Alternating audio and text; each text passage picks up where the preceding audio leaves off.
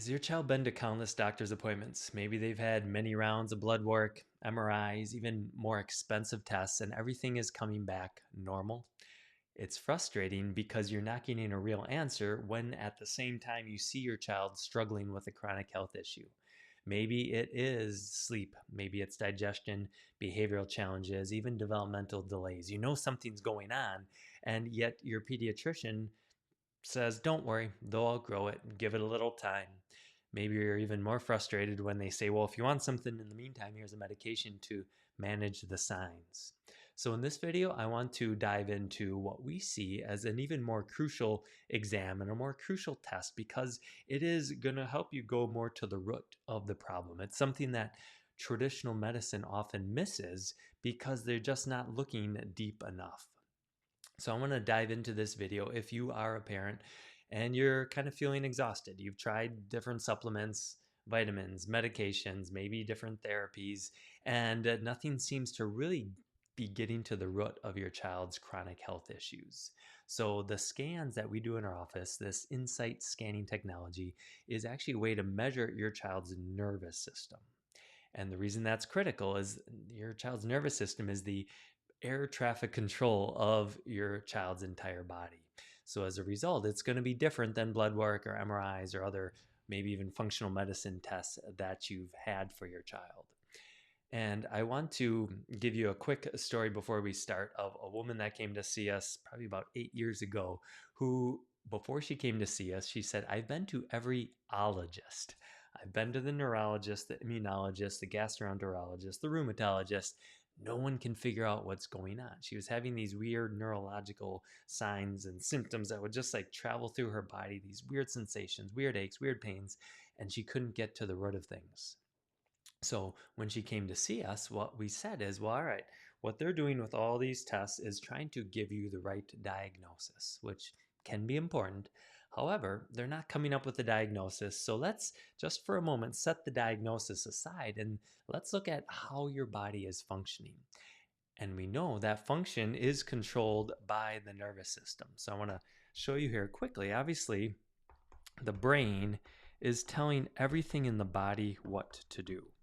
If the brain can get clear messages down to the body, that allows everything to function normally. If, however, there is any stress on these messages, it's going to cause the body to start to malfunction, not work the way it's supposed to. And that's what we did with this woman is we said, well, let's see if there's stress on the nervous system that's causing malfunction. Let's see what we can do to restore normal connection and restore normal function. When we did that with her, what happened is we did see stress on her scans, and I'll show you those in a moment. And when we addressed that stress between her brain and her body, suddenly her body started to work the way it was supposed to, and all those weird sensations and weird issues that she was having went away because her body was able to heal. Not because we treated a diagnosis, but because we addressed things at the root. So a quick analogy here. I've got this handy rubber band, and imagine for a moment that I tied it really tight around my finger. Now, if we look at my finger, over time there's going to be different symptoms that start to show up, right? Maybe it starts to turn red or purple, it starts to get dark. If I'm treating the symptom, I would say, oh, it's too dark. Let's put some makeup on it to lighten it up. But maybe we wait a little longer and now it starts to turn white. It's too dull. It's not matching the skin tone of this finger. Let's actually darken it a little to cover up the symptom. With a little more time, maybe it starts to become painful. Well, if it's painful, I need to give it something to numb it and take that pain away. With a little more time, it might actually become kind of numb or tingly. Now I need to wake it up. I need to stimulate it. Something I wouldn't do if it were painful. So hopefully you can see where I'm getting at with this is we might have all these symptoms that we're kind of zigzagging back and forth between. And if we're treating the symptom, we're not really getting to the root of the problem, which of course is this rubber band stuck on my finger. So regardless of the symptom, if I can remove the rubber band, now my finger starts to heal. So that's what we're measuring with these scans in our office, is getting to the root of things. Because if the nervous system is working normally, That's what controls function. That's what allows the body to heal. So the first scan we do is this neurothermal scan. Ultimately, it's measuring all the nerve channels from when the brain sends messages down to the body. Different nerve channels go to different body areas, kind of like the circuit breaker in your house. Different circuits for different rooms, different appliances. If there's too much stress on a circuit, it blows that circuit. So we measure that with this scan in particular. White is ideal. That's like a normal connected circuit. Green is mild, blue's moderate, red severe. If there's different levels of disconnect leading to malfunction. So the neurothermal scan is really critical for kiddos that suffer with digestive issues. Maybe it's constipation, always maybe being gassy or bloated. As a baby, a lot to do with reflux and colic. It also has a lot to do with the immune system. When we see stress up top here, that's a kiddo that is a very common pattern that we see with kiddos with ear infections. Maybe they get a cold and it lasts for a really long time. Instead of their body being able to clear it out, they're always congested. Maybe they're full of allergies. Down a little bit lower, these nerves actually go to the lungs, so they might be more susceptible to bronchitis, pneumonia, RSV. In this middle part of the neck, those are the nerves that go to the tonsils and the adenoids. They can create swelling through the throat. So ultimately, this is going to help us assess how the nerves are connecting to the organs and glands. So it impacts the endocrine system, the hormonal system. The second scan that we do is this EMG, neurospinal EMG scan. You can think of this one as like an EKG, measures heart rhythms. It's measuring the muscle energy along each level of the neurospinal system. So this scan is actually of a 13-year-old boy back in 2008 when I was first starting in practice. Had been diagnosed with autism, very high energy, always jittery, always anxious, talked really fast. Sleep was difficult. He'd wake up at 4 in the morning. And the reason this is that, again, we want to see, as we talked about here, these white bars, and that was overlapping a little bit there. So you can see here, there's actually no white bars in his system.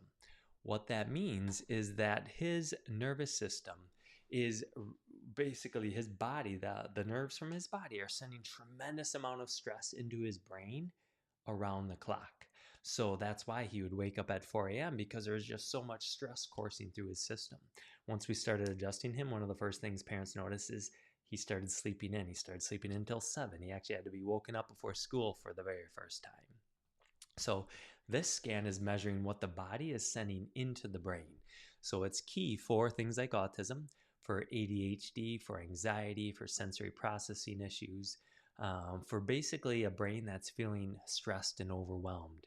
Maybe it's a brain that's feeling confused and maybe not able to focus, or at a younger age, maybe not hitting milestones. And you see they didn't roll very well, they didn't crawl well, their walking was kind of sloppy. So we basically, on this scan, we have 3 different patterns that we look for. One is if there's just overall a lot of energy, we call that the raging bull, basically because they have all this energy and they don't know what to do with it. So they might be really hyper, always on the move, can't sit still, can't focus. We have what we call a drunken bull, which is more disorganized. This is the kiddo that maybe struggles with handwriting. In this boy's case, he was 13 but still couldn't write a 3 in class. Started adjusting him. Teacher said for the first time ever he wrote a 3. He also couldn't tie his shoes, which is a big deal. My almost 5-year-old is just learning to tie his shoes, and we're like, oh, cool, bud. So proud of you. But in this boy's case, 13, hadn't been able to tie his shoes. Several months into care, he came into the office one day and he's like, Dr. Tye, I got to show you something. Tied his shoe. He just learned to tie his shoe for the first time once we started putting more organization into his nervous system. So that's one of the things we measure in that scan. And then the last scan that we do is a heart rate variability scan. So this one is measuring overall how resilient a child is. If their nervous system has been under stress for a long time, this white dot, as you can see here in the yellow, this white dot we want to see in the green. If the nervous system's been weighed down and worn out, this white dot starts to drift downward. So this one really lets us see From a recommendation standpoint, to know how long and how frequent for adjustments. And then also, what we find is the more resilient this scan is, the more that white dot is in the green, the more resilience your child has, whether it's going through a growth spurt, whether it's going through cold and flu season, maybe it's studying for a test or having a big performance with sports or music or dance, whatever it might be. The more into the green that white dot is, the more resiliency your child has to handle the demands of life coming at them.